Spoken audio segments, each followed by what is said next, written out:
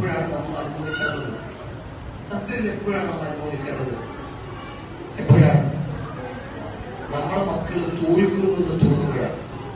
ഞാൻ എന്റെ നാട്ടിൽ ഇല്ലാതെ പഞ്ചായത്ത് മെമ്പറിൽ 140 കുട്ടികളെ അനുഭവിച്ചു.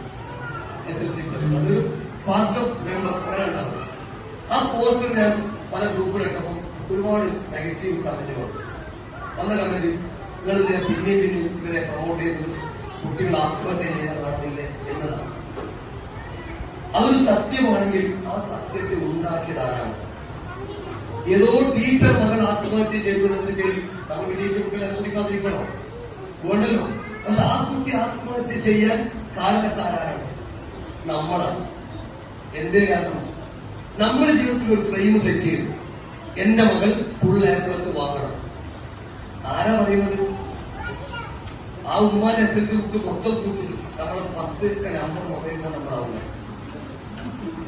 എന്റെ മകൾ ഫുൾ A+ വാങ്ങണമെന്ന് തീരുമാനിക്കുന്ന ഉമ്മാന്റെ ടോട്ടൽ മാർക്ക് കൂട്ടിയാൽ നമ്മൾ ഇന്നത്തെ മൊബൈൽ ഫോൺ നമ്പർ ആവില്ല. ഒരു കാര്യം അങ്ങനെ മാർക്ക് ഉണ്ടാകാം. ആ ഉമ്മാന്റെ എക്സ്പെക്ടേഷൻ ആണ് എന്റെ മകൾ ഫുൾ A+ വാങ്ങണം. ആ എക്സ്പെക്ടേഷൻ തെറ്റുന്നില്ല. പക്ഷെ എവിടെയാണ് തെറ്റ്? ആ ബൗണ്ടറിക്കുള്ളിൽ എന്റെ മകൾ എത്തിയില്ലെങ്കിൽ നമ്മൾ ചില ചൂഷണങ്ങളാണ് പലപ്പോഴും ചില സൂയിസൈഡ് അറ്റംപ്റ്റുകൾ ഉണ്ടാകുന്നത്. നമ്മൾ വായിച്ചൊരു കഥയുണ്ട്. ഒരു മകൻ ഡോക്ടറാകണമെന്ന് ആഗ്രഹിച്ചു.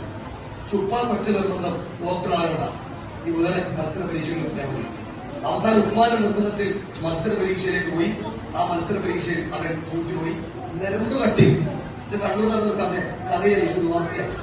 നരമ്പ് കട്ട് ചെയ്തു, ഹോസ്പിറ്റലിൽ അഡ്മിറ്റ്. ആ സമയത്ത് ഉമ്മ വന്നു, ഈ പേടിക്കണ്ട, ഞാൻ ഉപ്പാനോട് പറഞ്ഞു എനിക്ക് സ്കൂളിൽ പോയി. അപ്പോഴാണ് ആ കുട്ടിക്ക് സമാധാനമായത്. അങ്ങനെ സമാധാനത്തിൽ ഹോസ്പിറ്റൽ റൂമിൽ നിൽക്കുമ്പോൾ വീണ്ടും ഉപ്പ റൂമിലേക്ക് കടന്നു വരിക. ഉപ്പ വന്നിട്ട് പറഞ്ഞു, അസുഖം ഓക്കെ, നരമ്പ് കട്ടിയത് ഡോക്ടറോട് ചോദിച്ചു, പ്രശ്നമൊന്നുമില്ല, നാളെ ഡിസ്ചാർജ്. പക്ഷേ മത്സര പരീക്ഷയിൽ തന്നെ പോകണമെന്ന് പിന്നെയും ഉപ്പ ശ്രമിച്ചു. ഉപ്പ റൂമിൽ ഇറങ്ങിപ്പോയി. 10 മിനിറ്റ് ആ കുട്ടി ആ ഹോസ്പിറ്റലിന്റെ മുന്നിലേക്ക് കടന്നു കയറി അവർ തായിലേക്ക് എത്തിച്ചാണ് ആത്മഹത്യ. ഇതൊരു മാതൃകയാണ് വാർത്തയാണ്. നമ്മൾ ഒന്നും ശരിക്കുകയാണ്.